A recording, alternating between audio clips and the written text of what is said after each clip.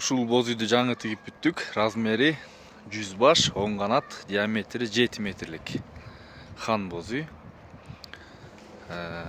Астанадан, Казакстандан бизге заказ келди эле. Бир 7 метрлик, бир 9 метрлик боз үй. Экөө тең жасалып бүттү, даяр. Азыр 7 метрлигин курдук, 9 метрлигин аны дагы 1-2 күндө курабыз. Бул 7 метрлиги 100 баш.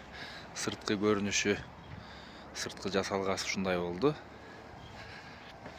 Ички жасалгасы менен да бир сыйра тааныштырып коеюн. Мында ичин дагы ушундай өзгөчө жасалган менен заказ беришти эле. Өзлөрүнүн каалоосу ушундай болуп, ушундай кылып жасап бердик. Буюрса